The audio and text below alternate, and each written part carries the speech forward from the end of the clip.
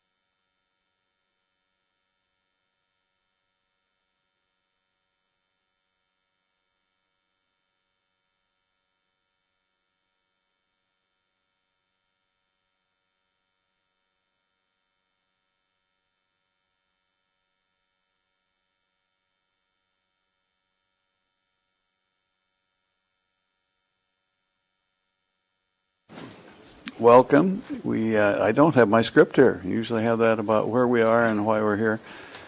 Today is a leap day, February 29. We're in the City Council chambers for a specially called meeting, and that means that we typically dispense with things like open discussion and public discussion and that sort of thing.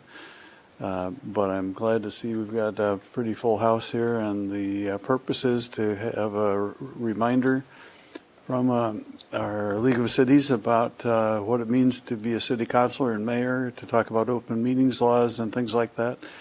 We've been in kind of a flux of not having a permanent city administrator for now about 10 months, and in that process the city's been stuck with me as the acting city administrator for a couple stretches, and I need some help, and I think it would be good to hear from Mickey Shields. So Mickey, if you would. I need to call the roll first. Yeah, I knew I needed that cheat sheet. Gary, you usually keep track of that for me. What are you slipping up too? You just had a birthday, so maybe I need to do more. Yeah, well, the reason that she laughed, a lot of us wondering how come Alicia is laughing at me when I walk in the door, was because about 10 minutes ago she called me to see did I remember that I had a city council meeting and needed to be here. True story. Roll call, please. Hoop. Here. Kell. Lottiehoff. Here.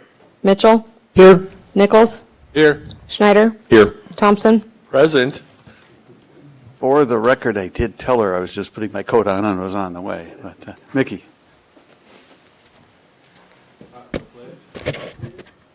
We can if you want. What's on the agenda? I didn't see the. It's right there. Oh, okay. Yeah, let's do the pledge. But yeah, that was another thing. I did have a cheat sheet. I This is just our didn't first know meeting, it. man. Yeah, see what kind of help we need. Right, yeah. You know, I pledge allegiance Allegiance to the flag of the United States of America and to the republic for which it stands, one nation, under God, indivisible, with liberty and justice for all.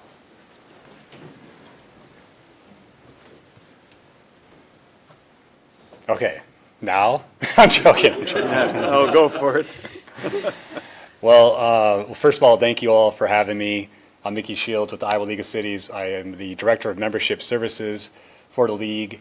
And in that role, we on the kind of the education side of the League, that's what we really specialize in, providing resources and training for city officials, which can and certainly include elected officials. I know some of you joined us at our recent Municipal Leadership Academy events, which we thank you for. That's really designed for newly elected officials on really everything under the sun when it comes to city government. We focus in on open meetings, open records, budgets, management of cities, things like that. But we also do a lot of training for appointed staff of all types, all kinds of different topics out there. So that's what my role is at the League.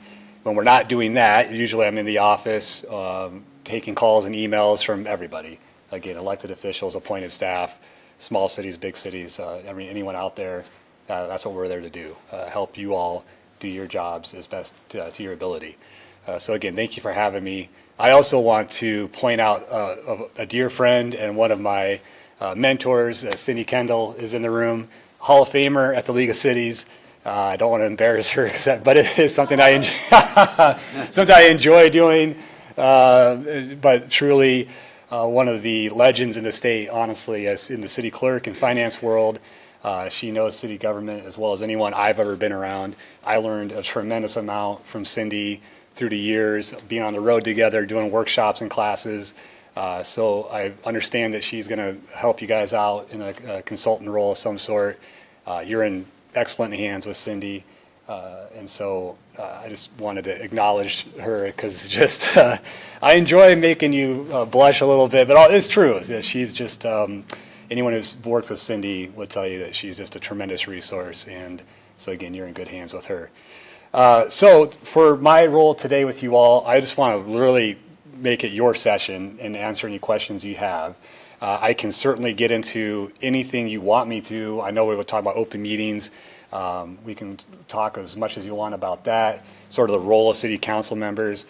This is something that the League of Cities does all the time. So it's really near and dear to us, and we know how important it is. So I can start off if you want me to kind of give an overview of those things, or if you'd rather just jump right into questions, we can do it that way too. I'm totally open to whatever mayor and council, what you guys want to do. Soon have you do the overview, and that might spark some questions. Absolutely. So I'll start with council member roles, and then we'll get in open meetings, mainly because council member roles is going to be a little bit more of dependent upon each city and how they structure their government and how they assign roles to different folks. And then we'll get into open meetings laws, which is a little bit more straightforward because it's the state code of Iowa, and you really just got to follow the state code for the most part, although you got some flexibility within those state codes to kind of run your meetings as you see fit. On the council member roles, the one thing that we tend to stress from kind of this a big picture overview is the state code of Iowa does assign the mayor some specific duties. This is going to be the main section we look at is section 372.14 of the state code of Iowa, which basically says the mayor is the presiding officer of the council, so they kind of run the council meetings, and then they are the chief administrative officer of the city for the cities that do not have a city administrator, and the management of the staff and the departments has been assigned to that position. So most of our cities, about 200 cities in Iowa, that have the city administrator position like Marshalltown does. The other 740 cities in Iowa do not, and this is sometimes a eye-opening experience for mayors when we say this, is like, well, you're actually the boss, essentially, for the staff. You have to, someone's got to approve time off requests and sign the checks and do all those just kind of basic things that any executive would do for any organization. And so that comes right from the state code. So there's a difference there between the cities out there, whether you have the city administrator position or not. Even for the cities, the 200 or so cities that have that position, there's also some differences on what the administrator is tasked with, how much authority they have to make hiring and firing decisions, human resources type stuff. Some have the full authority to do that without council approval. Some do not. And there's going to be some real significant and important differences among those 200 cities that have the city administrator position. So it's not cut and dried across the board and totally cookie cutter from city to city to city out there. So that's important to look in your city code and understand, okay, we have a city administrator, but how extensive are their authorities to do things like hire and fire staff? What types of positions need to get council approval? Like a lot of cities have the police chief has to be approved by the city council, even if you have a city manager or a city administrator. Does that make sense? Okay. So that's kind of the basic structure. The other thing that's always in play as well is your form of government. There's up to 6 forms of government allowed under the state code of Iowa. There's 97% of the cities in Iowa have the mayor council form of government, which I'm fairly certain you guys do. The other more common ones, or somewhat common ones, are the council manager form of government, which I think there's about 20-ish cities that have that. So the vast majority of cities have the mayor council form of government, where you have a mayor and typically an odd number of council seats, which I think you guys have 7. Is that correct? Yeah. And so in those cities, the mayor is not a voting member of the city. Okay? They cannot vote at any point in time. So they don't have a vote, but the mayor is able to veto resolutions and ordinances. Not motions, but resolutions and ordinances. So that's another issue with sometimes the mayors will say, well, I don't get to vote. What's my job? Like, well, you can still veto things. You still have some legislative power as mayor. But otherwise, the legislative branch in city government in Iowa is the city council. That's your job. That's your main job as council members, is to be the decision makers for your community on all sorts of things. Obviously, the big stuff is annual budget, policies, programs. Again, it might be some staffing decisions, depends on each city on those types of things. Also depends a lot of times on appointments to boards and commissions. The mayor makes the appointment, but it's subject to council approval. So there's a lot of kind of balancing of powers, if you will, set up within your form of government itself. Does everybody understand that? Okay. I do have a question. Yeah. I'm sorry. I do have a question for you. A while back, I just brought up a question, and I think from the way you explained it, it can't be done. And what it was suppose, like today, we had one council member missing. If the mayor could vote on a tie, and apparently that's a big no. That's a no, right? Okay. For the cities that, I don't want to lose you guys, but I will say there's a handful of cities that have an even number of council seats in their form of government. Very rare. I think there's 12 cities in Iowa. Those are the only ones under state code of Iowa where the mayor can break a tie. Okay. Otherwise, because obviously if you have a 6-member council, you could have a 3-3 vote if everyone's present. And so the state code recognizes, okay, those special cities, they need a mechanism in place to break a tie. Most of the councils out there have either 5 or 7. There's a handful of special ones out there that might have more, but that's about it. 5 or 7, so you have an odd number of council seats. And so based on your structure, if everyone's present, it's going to be 4-3, 3-4, or, 5-2, 7-0, whatever. So you have a decisive vote, a majority vote. If you have one member present and it's 3-3, that measure must be considered failed due to a lack of majority approval. Okay? So that's a tricky one, comes up all the time with cities because sometimes there's a vacancy on the council, sometimes people are out of town, they can't join the meeting, there's an illness, whatever, so you're down to 4 or you're down to 6, something like that. 3-3 vote, it has to be considered failed. That being said, you can always bring it back at a next meeting. Okay?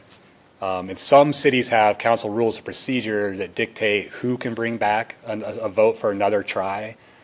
Sometimes, in some cities, I should say, the rules will say a member of the prevailing side of the vote, only a member of the prevailing side of the vote, can bring back a previously voted upon item. I'm not sure if you guys have that in your rules or not. I was kind of running through your. So in that case, the prevailing side would be anyone who voted no on a tied vote because it's a failed vote.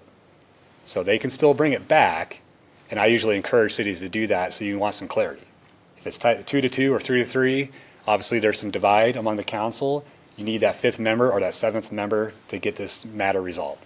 So just bring it back at the next meeting or whenever you can get back to a full body and decide that issue, whatever the issue is.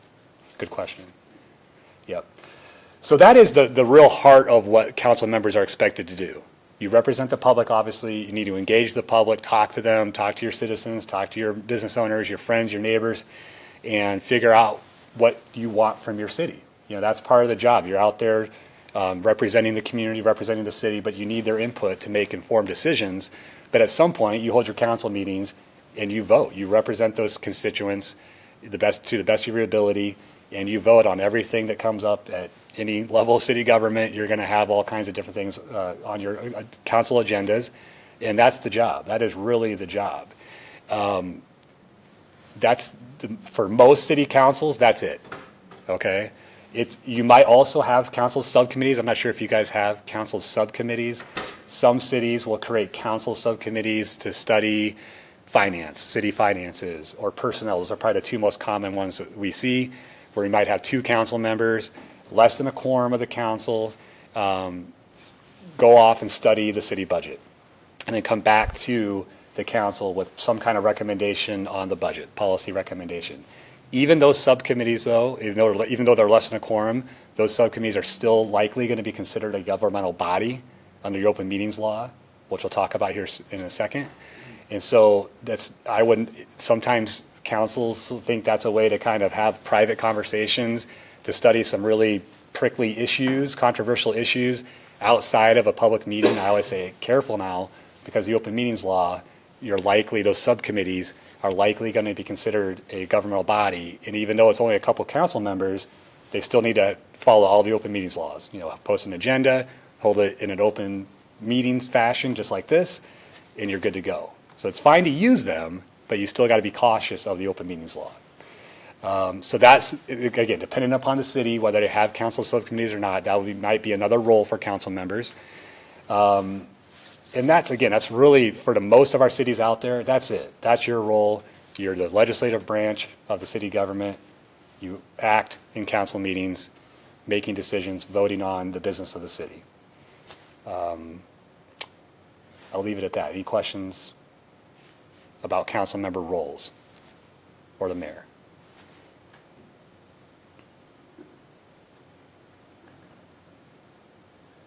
Okay. Sometimes I get asked, what about, can a council member volunteer for the city? Do work for the city of some fashion? Yes, you can volunteer for the city, including your staff. I used to work for a city. We did all kinds of volunteer activities throughout the year. Oftentimes, some of our council members would come out, do creek cleanups, things like that. The caution there is always check with your insurance provider, your liability insurance provider. Most of your policies will have a volunteer coverage of some sort, but it's usually limited. You don't want council members or volunteers operating heavy machinery that the city may have, or vehicles, especially like public safety vehicles, things like that, because you're not trained for that, you're not covered for that. So there are some limitations. Working for the city in some capacity, one thing I always start with, you cannot be a paid city employee and a council member at the same time. State code explicitly says that's not allowed. A council member could be hired as a contractor, independent contractor, under certain circumstances. There's very narrow ways that can be done through the state code, because generally speaking, city officials cannot have an interest in a public contract, a city contract. The two main ways it is allowed is for any contract that is competitively bid. So if you have a council member that owns a landscaping company, the city's out for a bid for landscaping on the parks and whatnot, can the council member submit a bid? Sure, they can. And if it's the best bid, they can be awarded that contract. In that situation, does the council member have a conflict of interest? Absolutely, yes. They have a personal/financial interest in that, obviously. And so that's kind of the rule of conflicts of interest. Anything that you can gain personally and or financially from, you need to abstain from voting as a council member. So it is possible, but again, you got to be very careful. Definitely talk to your city attorney if that ever does come up. But again, you're treating them as an independent contractor, not an employee. They can't be an employee of the city. And so that's the other limitation for council members, is that you're not employees in terms of employment. You are covered like in terms of employees as like a workers' compensation coverage. So if you're here today and somebody suffers an injury of some sort, your policy does cover that because you are a member of the city government. But you're not an employee in terms of performing work for the city, managing a city department, those types of things. That's obviously left to the staff. You work with the staff on that, and you guys have a city administrator position, which I know has been vacant. But as council members and mayor, you funnel your work requests, your issues that you're hearing. If some citizen approaches you on the street and says, I saw a public works person putting up the street banners in the wrong manner, whatever, you don't immediately call the public works director. You call who? The city administrator or the mayor in this situation, because it sounds like you are the city administrator right now. You funnel it through the proper channels. And this is kind of the other thing too about like your structure of your city, your form of government. You got to follow a chain of command. Being a former staff member, and I'm sure others would support this, that the opposite situation is not fun, where staff, if you didn't have a proper chain of command where you're funneling things through the proper channels, like the city administrator's office, what do the staff have then? They have 8 bosses, essentially, that could come at them at any given time saying, I heard about this, I saw you doing that, blah, blah, blah, blah, blah. It's going to be very disruptive and frankly inefficient for your city to have a setup like that. So I understand that there's urgency sometimes behind citizen requests and you want to be responsive to your constituents, but you still got to funnel things through the proper channel. That's an old rule in city government, especially for the cities that have that city administrator or manager position. Okay? I do have a question. I was on city council about 25 years ago. And at that time, I had, I believe it was our legal counsel, told us that if we don't follow procedure, as far as doing exactly what you said, established procedure, that you're opening yourself up to liability on your own, that the city does not have to protect you liability-wise because you didn't follow the procedure, which is, going up the scale to the city administrator or the mayor or the department head, however that works. Is that true? It can be. And this is where, insurance is difficult thing to figure out, and there's so many different nuances that can come up. I would say, though, definitely the safe approach is to always follow your protocols, your chain of command, because that is one of the other side. Besides the dysfunction it can create by having a lack of chain of command, and the people are kind of just off doing their own thing. The other side to it, especially for the elected officials, is your coverage from insurance perspective is limited to your role. And it's the same with any staff member. If you have a staff member that's not trained to operate a snowplow and they're out there doing a snowplow and they cause damage, you're running the risk that your insurance provider is going to reject that claim because that person should never have been operating a snowplow, right? So it's similar for council members in the sense that if your role is defined as such and you're out doing something that's not part of your actual role as a council member or mayor, it does cause the question of, is this actually a covered expense or claim if there is some kind of damages, some kind of problem that arises from that activity? It's a good question. That's why I can't say it like yes or no. It kind of depends on the circumstance. Yeah, it does. But the cautious approach is always, especially for elected officials, like kind of stay in your lanes. Is the message here is you're elected officials. This is your role. Your role is not to go out there and plow the streets and stuff like that, unless you've been authorized to do so. This is the other thing I always say. You can authorize council members and elected officials to do some of this stuff, but most likely your insurance provider is going to say, no, that's an elected official. They're not a snowplow operator. They're not going to be behind the wheel of a big piece of equipment or vehicle. Actually, I got hired to defend the city back in the late 80s by, when a lawsuit was filed against it by an employee who was passed over to be working on a certain machine that we don't have any longer. It was a machine that would tear up roads because it was cheaper to do it that way. And the allegation was that his department head had been writing down different hours for his experience with the machine compared to others. And it actually went to a jury trial. The insurance company for the city hired me to defend it. It ended up with a $1 of compensatory damages and $5,000 in punitive damages. And then the plaintiff's lawyer, who was Paul Peglow, appealed that to the Supreme Court, and we went down and argued it. Pat Brooks was the city attorney at the time. He went down and watched the arguments. He didn't participate. And the result was that you can't get punitive damages against the city in circumstances like that, even if it was purposely doctored up. The records weren't kept correctly. But that gave me an early look back 30-some years ago that there is coverage for things like that. But what these guys don't know is that lately the staff and I have been trying to figure out, because one of the new counselors asked, do we need to be bonded? So we've got our insurance agent over at Assured Partners looking into what coverage do we have. And the email I got yesterday or the day before was, well, you're covered for employee theft. And I said, yeah, but that doesn't cover things like how about slander at a meeting or slander outside of a meeting, but talking as a city councilor and that sort of thing. Our city attorney, one of the three firms that we use, said, yeah, well, you need to figure that out through your city attorney. So, not city attorney, but your insurance company. So we've got that dialogue going, and I don't really have an answer, but I did learn yesterday that the mayor pro tem and the mayor are required to be bonded. And as far as I know, I'm not. I'm not sure why, and I'm not sure who does the bonding, but we've got our Assured Partners person checking into that too. Okay. We'll be surprised if I'm not. Yeah. I bet we are, but those are some of the questions I had today. Sure. Well, yeah, I can address that right here because it's relative to the previous question. And most cities, they call it blanket bonds for your public official bonding requirements. So definitely you're doing the right thing. Check with your provider. Usually it's with a policy within your liability insurance. And it comes from Chapter 64, if I remember right, 64 of the state code. The mayor is specifically designated. The other guidance over the years, which Cindy can certainly speak to, is anyone who has the ability to disperse city funds, spend city money. Typically, for most cities, it's the city clerk. Larger cities, it might be the city administrator, it might be the finance director, something like that.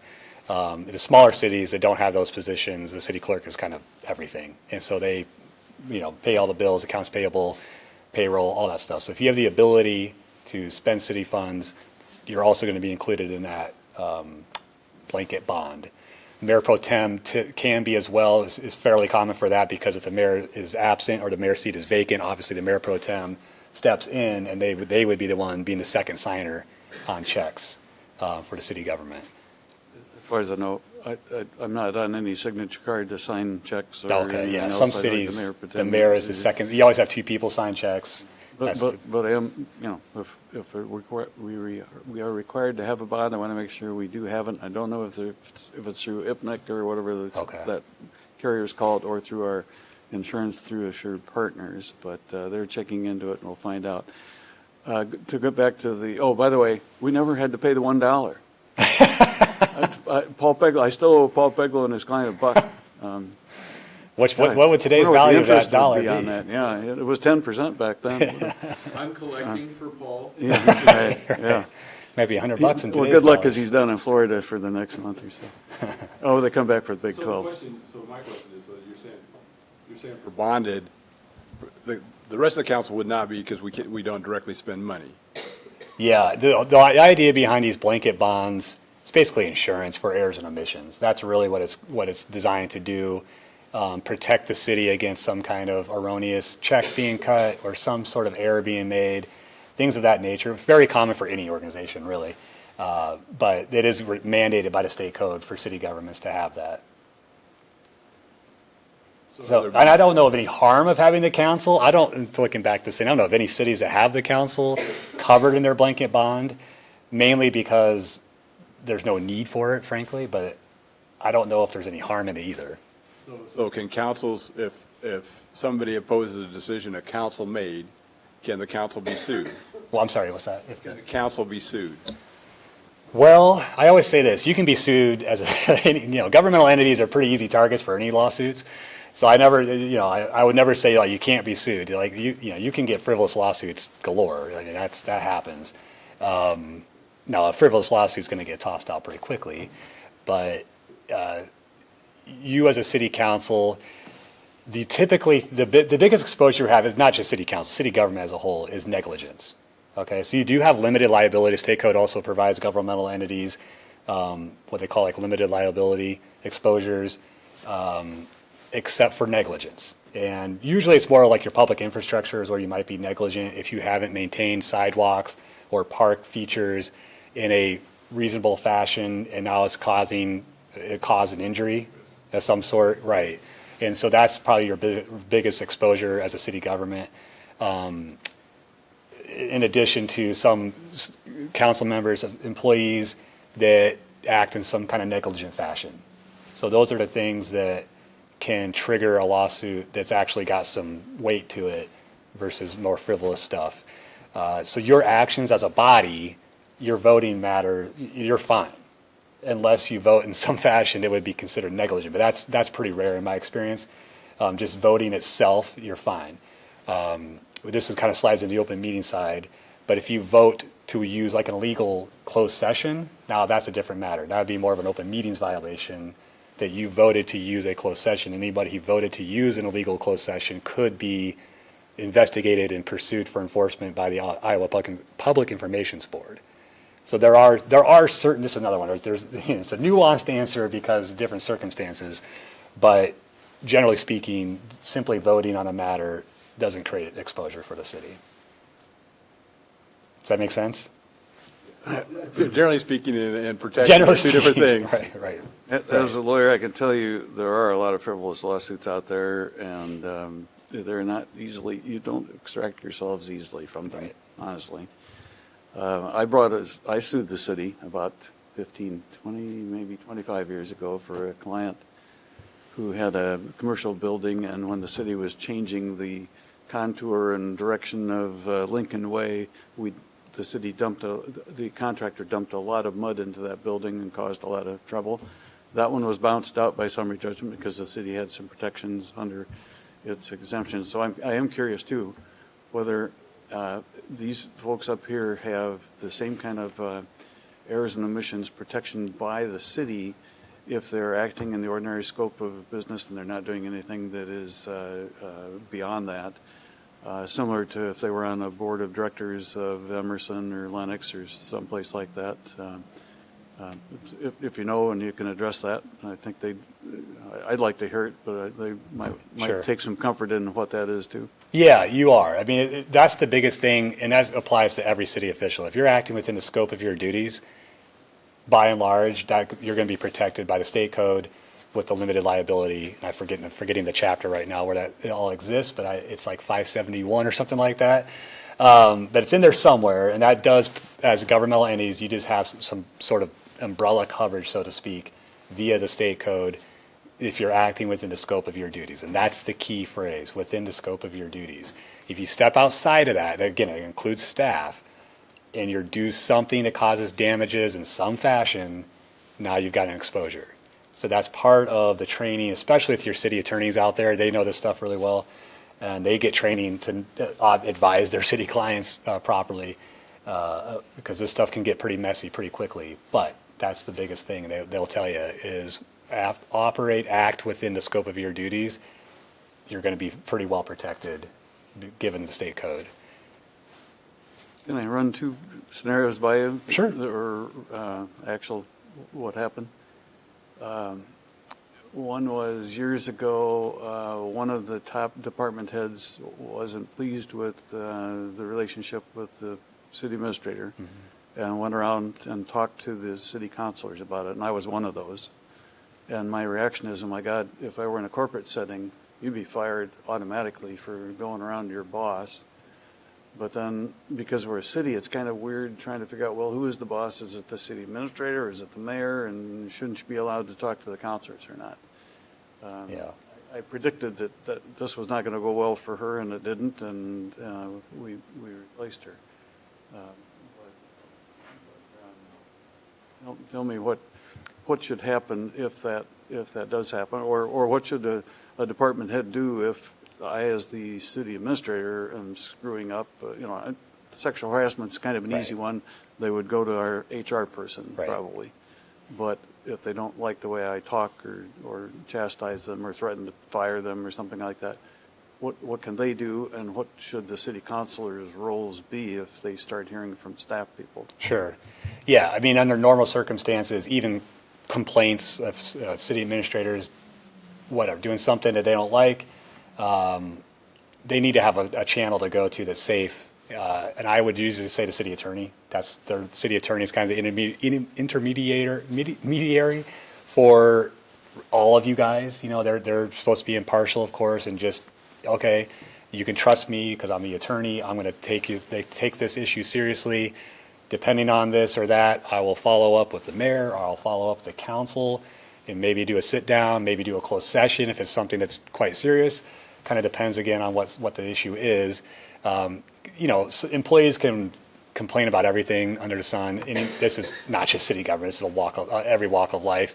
So sometimes it's like, okay, well, you need to take that to the city administrator. This is just a personality issue or a management issue.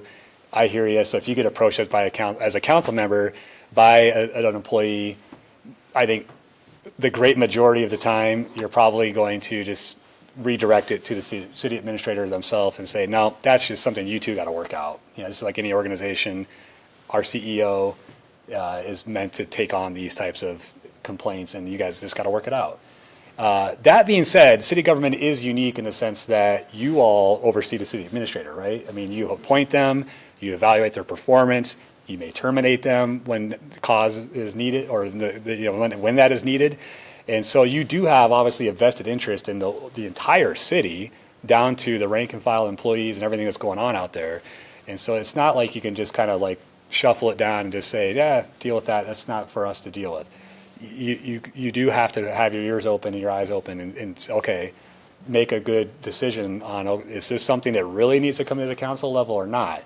But again, the great majority of times it's going to be, nope, go to city manager or go to the HR, go to the city attorney, file your complaint with them. The other thing too, of course, is your employment policies. Most cities have some sort of complaint/grievance policies and steps that go with that need to be followed. And so become familiar with that as a city council, so you are prepared if you are approached by an employee or a department head with some sort of issues. Okay, have you looked at the grievance procedures?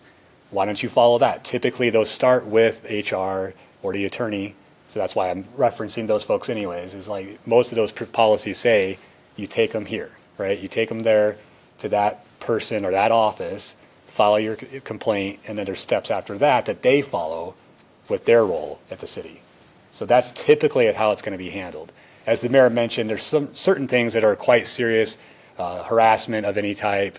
You might have to jump in immediately as a body to deal with it because it's just beyond the pale. Theft, fraud, things of that are just, you can't sit around and wait for the process to kind of handle itself. You got to step in immediately and deal with it as elected officials. But again, that's pretty rare. Usually you're going to follow that chain of command, follow the process you have in place, and let the staff deal with it. And hopefully that should handle it. Again, you all oversee the city administrator. So if there's a number of issues, you're hearing rumblings from the police chief and public works staff and this and that, the city administrator keeps on doing this or they're just blah, blah, blah. Okay, this is now a performance issue for us to handle with the city administrator. You probably would, at that point, call for like a special performance review, maybe go into closed session for that, because that's one of the reasons you can use a closed session, and then really talk about that administrator's performance. How you're managing the staff, how you're communicating with the staff, things like that. Here's what we're hearing. And that's your opportunity as a council to really dictate or direct the city staff from the top down. Mickey, if I can follow up on that, Your Honor? You can. Mickey, you said that an employee with a concern would need to go to the city attorney.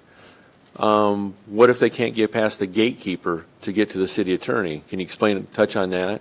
Yeah, that's come up in other cities where, whoever that person has identified, like in your policies, some cities have an HR person. That'd probably be more likely for complaints to be filed or grievances, especially if you have like collective bargaining units. There's like a whole thing for that, But some cities, it is the attorney.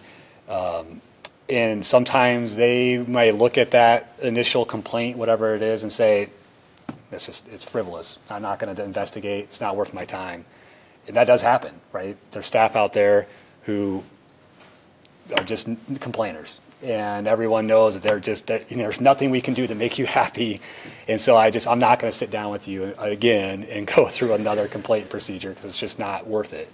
And so sometimes that might be the reason why. In that scenario, though, I would have some documentation. This is true for all human resources issues. You've probably heard this before. Document everything, right? And so even if that's the case, the city attorney in this role is saying, I'm not going to take a meeting because this is just a frivolous complaint from a disgruntled employee. There's no merit to it. There's nothing that the administrative staff needs to do with it. They should still document that as rationale for not taking the meeting. So I don't know if that's the reason why, but that could be it. Otherwise, you as a council, then I would say if there is a real complaint and the people in charge of handling complaints are not taking care of them for whatever reason, then you all, I would say, open up that employee policy handbook or personnel policies, whatever it is, and look at the complaint procedures. You might have to modify it. You might have to get somebody else involved, like an HR person or city administrator or somebody else that can help out in that situation and take on those complaints. Also deal with the other problem of why aren't you taking these complaints like you're directed to do in our code book or our policy book? Obviously, that's a performance issue by itself. And then are city employees protected by whistleblower policies? And then does that reach out to the council also? Generally speaking, yes. This is an area that I don't dive into as much. I would definitely have to do more research. So I don't want to say anything that I'm not super familiar with, but generally speaking, yes. There's a whistleblower law in the state of Iowa does offer some protection for folks that go through that process. So another one I'd have to definitely look into to give you more direction or more guidance on. But generally speaking, yes, I know that it exists, and that has happened in a handful of cities over the years where you have to activate that whistleblower chapter to provide that employee protection and any city official. Thank you. Thanks, Your Honor. And I gave you the one scenario with the staff trying to go around talking to the city councilors. How about the other direction? How about the city councilors, 2 or 3 of them going to staff saying, hey, I've got enough votes, we're going to tell you how to do this, and if you don't, you may get fired. I would never advise that. It's difficult. I get that. I mean, I worked for a city. We had a handful of council members who would come in regularly to City Hall, largely go to the city manager's office, because I think they pretty well understood that if they wanted something done, whatever that meant, they go to the city manager's office or city administrator's office, and then the city administrator sizes it up and starts directing traffic from there. But they would come in frequently. We had good relationships, and a lot of the great majority of time, those conversations were just social. How you doing? How's your family? Those types of things. Every now and then, they might dive into, what are you working on? Oh, okay. And then every now and then, as a staff member, you're like, are they wanting me to be doing something different today? Is it a higher priority? But I have a boss, and I need to do what my boss tells me to do, and that's the trick. So I would always advise any council members, even if you're just, again, something that's really urgent in your mind, you're hearing from citizens or business owners about this, that, and the other thing, you really want the city to take action today because this is really important to me and my constituents, follow a chain of command. And definitely do not make promises to anyone, members of the public, city employees, that we're going to vote this way, we're going to vote that way. You don't know that. You don't know that until you're in this room right here. And this kind of goes back into the open meeting side, where you should never, ever indicate how you're going to vote on an item outside of this room, outside of a council meeting, okay? Even to friends and neighbors. I mean, I'm probably being a little strict with that, but the best way to avoid any open meetings violations, what they call a walking quorum, everybody heard that term, where you kind of go to each member individually, oh, I'm going to vote this way, how are you going to vote? Then you go to the next member, how are you going to vote? How are you going to vote? Suddenly, everyone knows how each other's going to vote through these one-on-one conversations. That's called a walking quorum, clear violation of the open meetings law. So that's the risk you run by working with staff, talking to staff. What do you need? I'll definitely vote to buy that new fire truck. And I'm going to we're going to get Gary down here too, and he's going to vote yes too. That starts to get outside. I'm sorry, not calling you out. You're the first name I saw. Gary never votes. But that's the risk you run. Is the first and foremost, I would say, the cautions: do not violate the open meetings law ever. The second thing is with staff. You're kind of putting them in an awkward position. Like, well, what about your friends on the council? Like, is this going to be a contentious issue? That's not my job as a staff member, is to tell you how to vote, right? I can give you information. That is the job. City administrator, city clerk, finance officer, police chief, all the department heads, you get reports from them. Their job is obviously to inform you, give you options, and then you vote. That's it. So there's kind of a wall between staff and elected officials. So if one of us comes to a meeting and our city clerk reads the resolution, there's no questions asked, there's no debate, just reads the resolution, no public comment, nothing, and it goes to vote, should somebody on the losing side wonder what was done behind the scenes? This is one that comes up all the time, and it's one of those things where, like, I never want to assume that means that people are talking outside of a council meeting, but I understand why people assume that. I would rather assume that means all of you did your homework, you're well prepared for the council meetings, you've read your packet and information, and the reason that there's no discussion is because you're well informed. You've informed yourselves via the staff and via your own research, and you're prepared to vote right like that. Okay, we'll go with that. Right.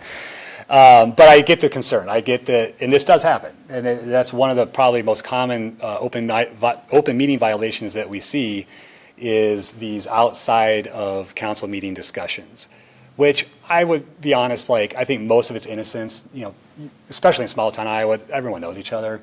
They see each other at ball games, in the grocery store, at church, and all that.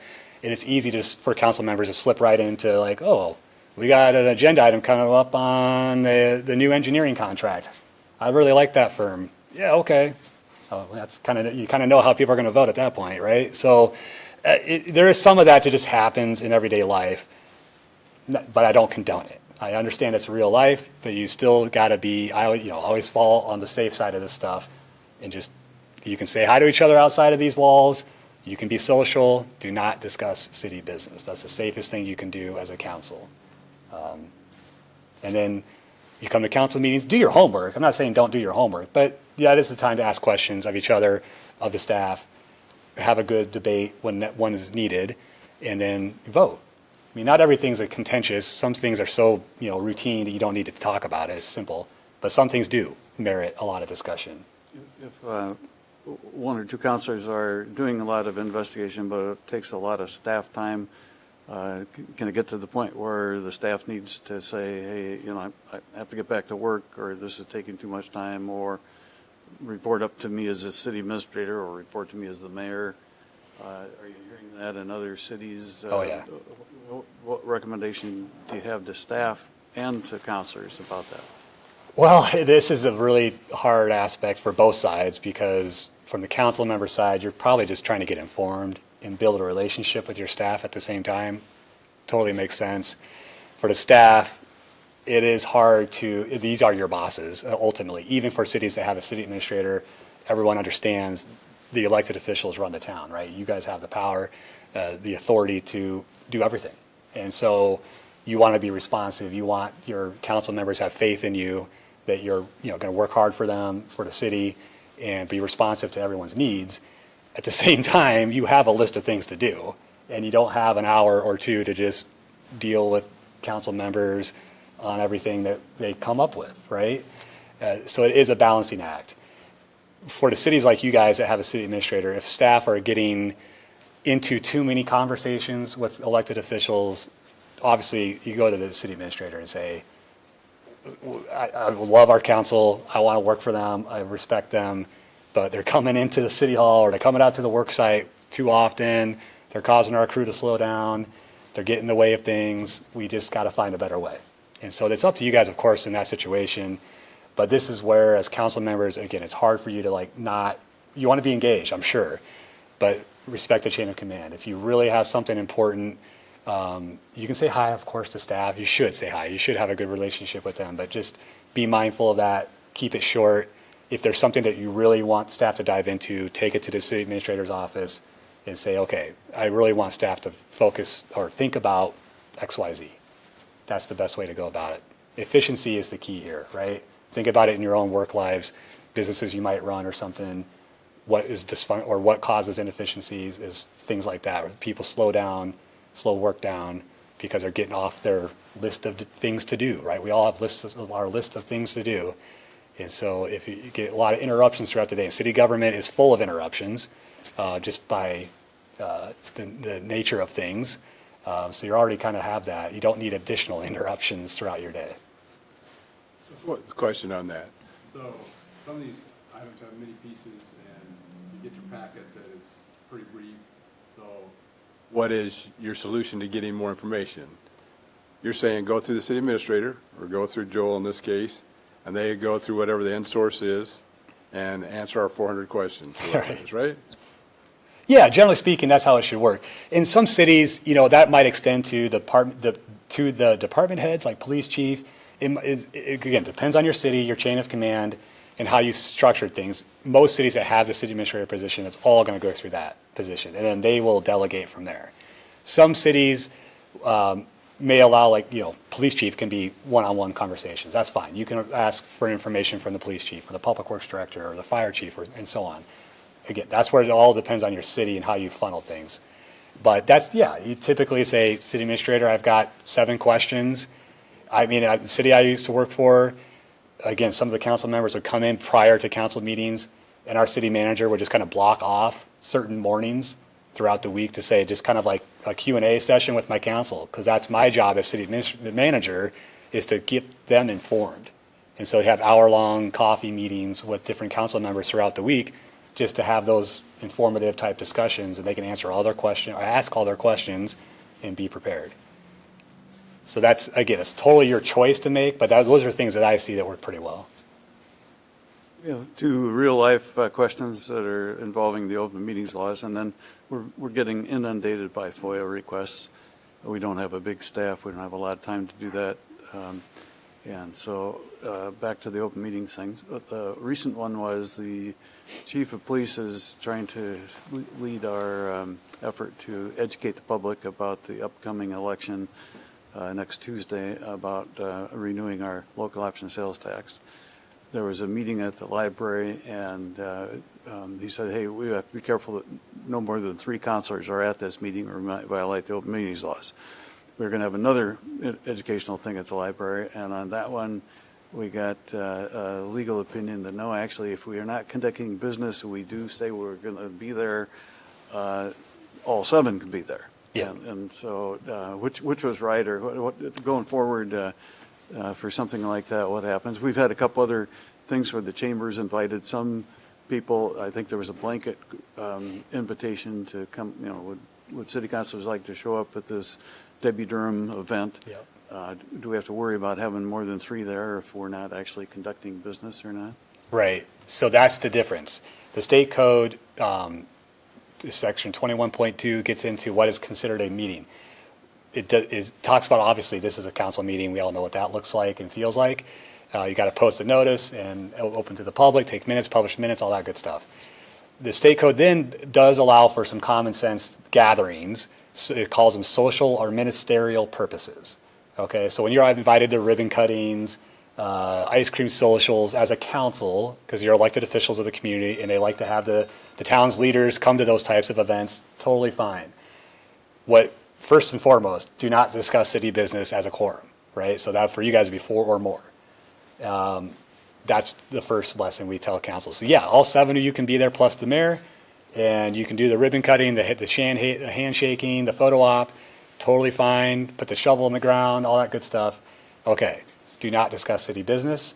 The other thing that we tell cities, even in those scenarios where there's obviously no city business is going to be discussed, we have a council that fully understands the law, they would never do that, still post a notice of some sort that says it is expected that a quorum of the council or the full council will be in attendance at the ice cream social, but this is not an official meeting of the city council and no city business will be discussed or acted upon. Okay, and you still list the time and date, all that stuff, just to basically, for anyone paying attention, citizens or media, whoever, yeah, we know there's going to be a quorum there. We know the majority will be there, but it's not a council meeting. There's no city business going to be discussed.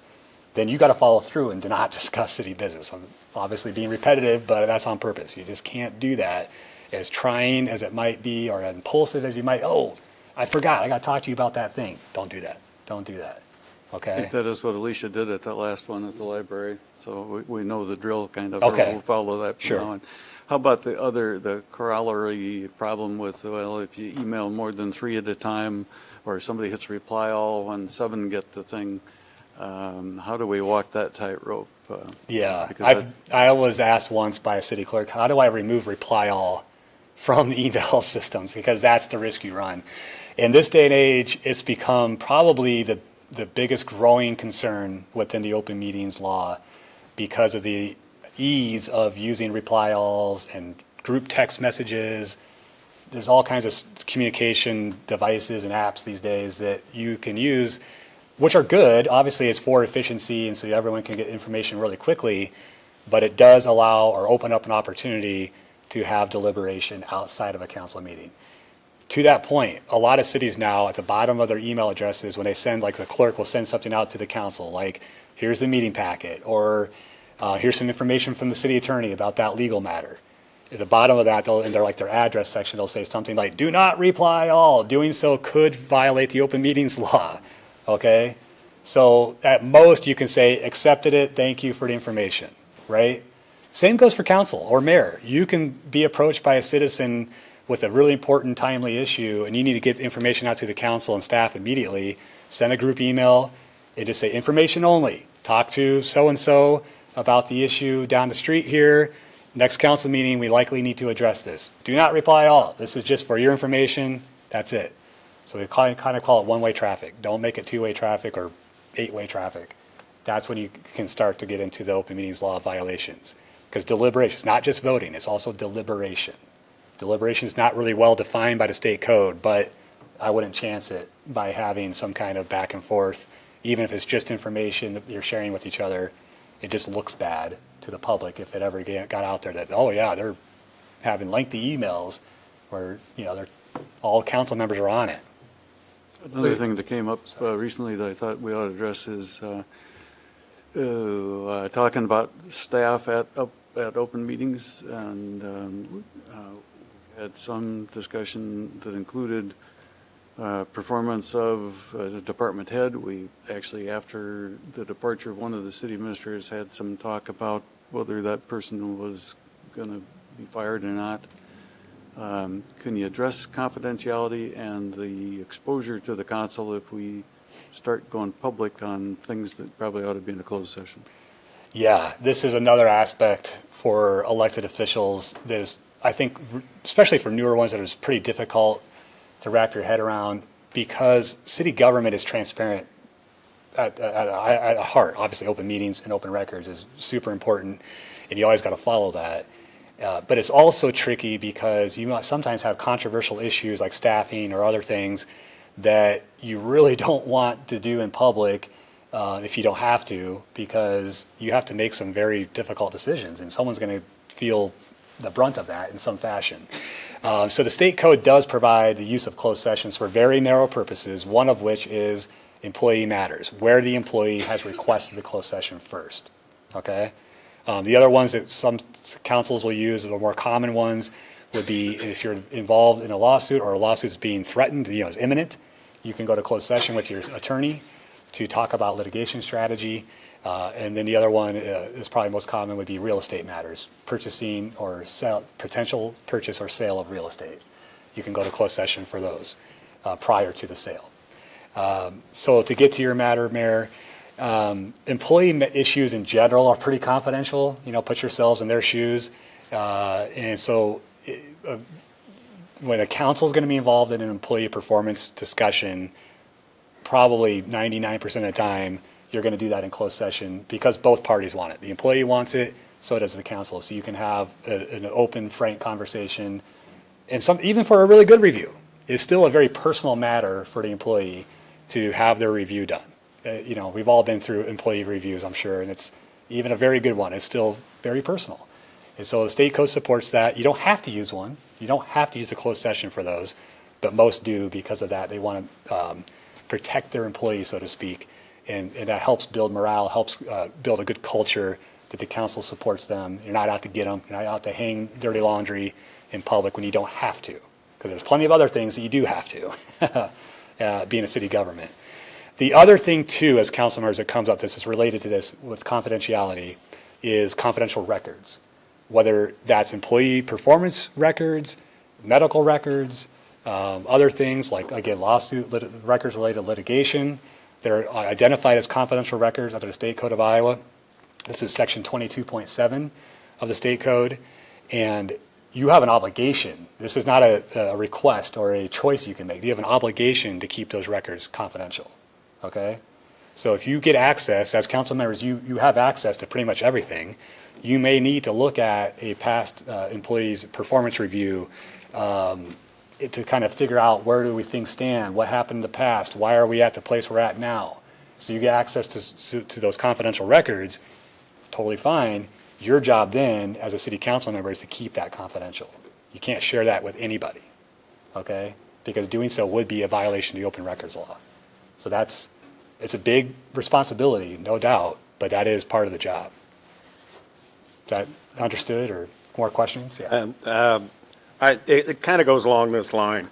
In the past, and I've heard probably 3, maybe 4 times, a city councilor disparaged someone by name, a city employee. I've always heard that that's not the way to handle anything. That basically you're breaking the confidence. That suppose I think Heather's doing a trashy job. Oh, that Heather, she's always doing that. Well, if I got a problem with Heather, well, I'm going to take it to her boss, confidentially.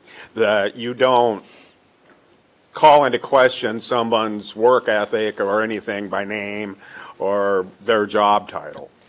Yeah, and this is where the state code doesn't get as far as that when it comes to like confidentiality.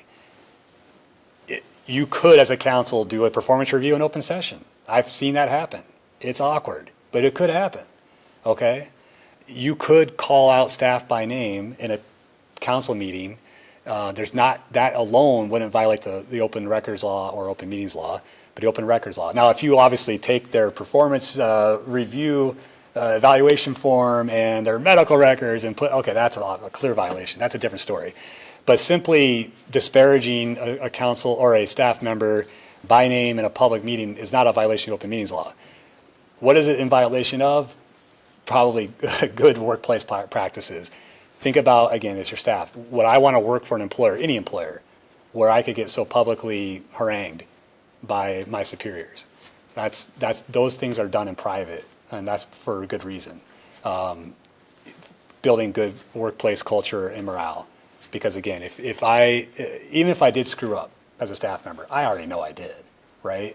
And I might get disciplined, I might get terminated. But for my name to get dragged through the mud in a public setting, for all my neighbors and friends and peers to hear, that's the risk you run as a city government is that you're going to have a hard time keeping good staff and finding new staff that are quality candidates. By the way, Heather does a good job. Good for Heather, I'm sure. I'm sure she does. Thanks. Any other questions or comments?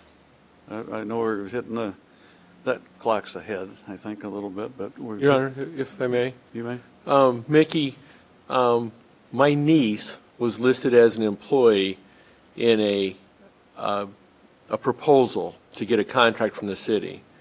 I abstained from that vote and was advised both ways. Yeah. You know, that I didn't need to or I should, is a conflict of interest. I chose to abstain, you know. Yeah. That company did not get the grant or the contract. Can you touch more on conflict of interest? And just as a big overview? Sure. Yeah, it's a great question. Comes up a lot with our elected officials. Start with the state code, chapter 68B, covers conflicts of interest and gifts and favors. It's kind of all thrown in there. Basically, I'm sure you all know the main idea is to not use the powers of your office to reward or gain personally or financially as individuals, but also extends to your immediate family. This is why you probably got conflicting advice, because immediate family is not defined by the state code of Iowa. There's some loose references to the third degree, which a niece would probably be within the third degree in most cases, but it doesn't really say that either. And so you as an individual, you voting for a contract where your niece might gain financially through that contract, you're not going to gain from that. So that's where I could see where the advice goes the other direction. It's like you don't have a conflict of interest because it's not you or your spouse that's going to gain from this. And so that's probably why you got conflicting advice. But most of the time, what I tell council members, if there's even kind of a hint, it's like in the gray area of the law, just abstain. It's not worth probably risking the trust of the public that you voted for your niece's contract or something like that. It's just not worth it. But it's not a clear one, put it that way. And that's the problem, is what's legally right and wrong is different than what's morally and ethically right and wrong. Exactly. So where do we go by the letter of the law? If it's not putting money in our pocket, do we vote on everything, or what do we do? Yeah, you're right. I couldn't have said it any better. There's a difference between what's legal and what's ethical. And it's always a trick in certain circumstances, knowing where that line exists. Again, my take on this has always been err on the side of caution, because you want to keep the trust of your public, even if it's kind of a loose conflict like a niece and a second cousin or something. Yeah. The other one, I was an investor in a business that was being discussed, and so that was obvious. Yeah. I had something to gain financially. That was easy one. But Right. the niece one, I just didn't want that out there that I was even discussing it. Yeah, I would have supported that personally. If I was advising you, I would have said, yeah, it's probably not a real conflict of interest under the state code of Iowa, but it's close enough. It's just stay away from it. That way no one can claim, oh, there he goes again, trying to give his niece a public contract or something. I don't know. We did have to get legal opinion on whether if you're involved in a nonprofit corporation and you're not making any money, you're probably donating to it. Right. Can you still vote on something? And to be specific, it was Trails Inc. I was the secretary of Trails Inc., and the city did decide to advance $20,000 because we were missing out on grants and that sort of thing. And the legal determination was, no, that isn't a conflict. You're not Yeah. benefiting personally. Right. Yep, agreed. And there's a lot of council members who obviously are, involved in all kinds of civic clubs and other nonprofits that support the community in some fashion. So especially one that does some kind of public good, provides public services in some way. That's even more of an easy case to say, yeah, there's no conflict there. You're free to vote. I'd love to ask questions about how long do other cities go for meetings? They have the comments at the beginning, 3 to 5 minutes, or at the end, and things like that. But those are things I shouldn't take everybody's time to do. Have you raised enough issues that there are other questions that ought to be addressed here before we call it quit to the meeting? I'm here for you guys.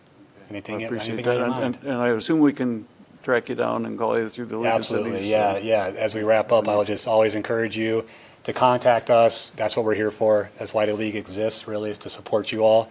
So anything that comes up, I'm always happy to help. Please do not hesitate. So Mickey, after this meeting, you're going to talk to 5 of us and we'll discuss some city stuff? Yeah. Like normally what happens is like a local tap. Everyone goes down there afterward, recaps the meeting. No, I'm joking. We actually literally used to do that in the Bob Schubert days, but we were careful not to talk about any city Yeah. business, usually over a couple of beers. Okay. Thank you very Yeah, much. thank you very I much. appreciate the coming. opportunity, Thank and I appreciate your service to your community, especially a midday meeting. You guys are, I'm sure, making sacrifices to be here. So again, I appreciate it. Thank you. We have great restaurants for you to eat at before you head back home. I will. Thank you. All right. Thanks again. We're adjourned at 1:06. I was going to ask how everybody's going to vote on the local option sales tonight. No, I don't get to.